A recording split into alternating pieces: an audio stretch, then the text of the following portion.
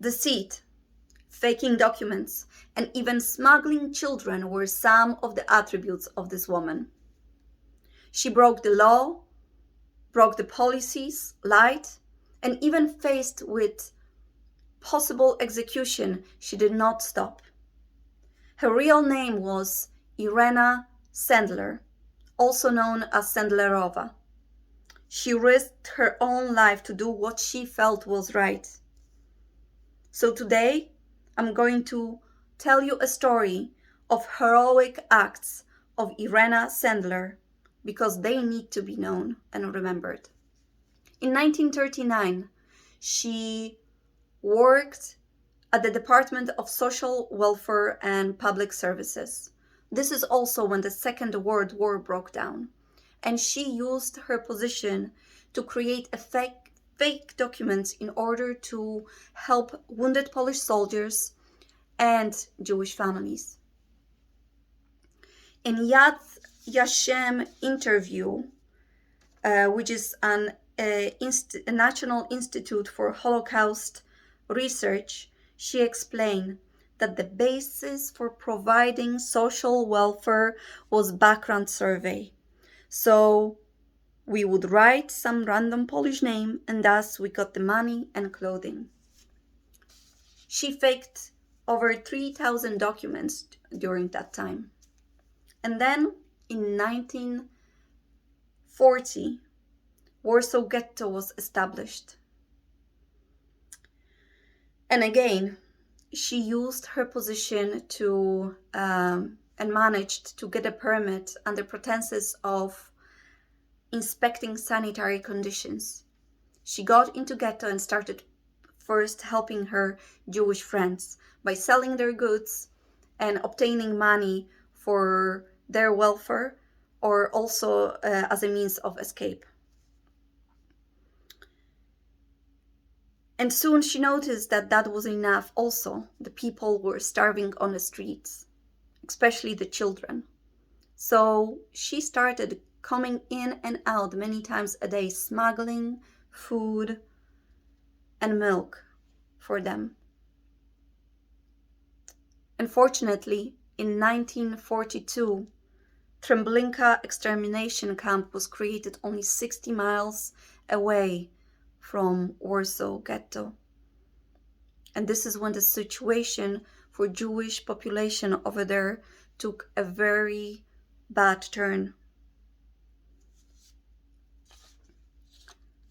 Irena felt the need to increase her efforts.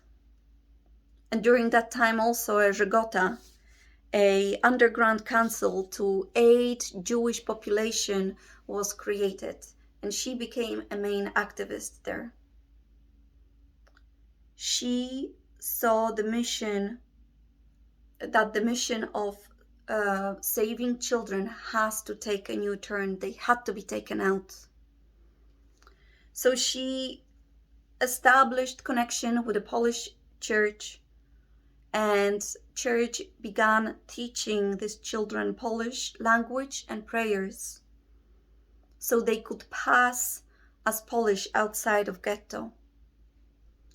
What else was, they also provided a fake baptism documentation, and during that time Irena was also obtaining a fake additional documents from the connections with another bureaucrats that she made.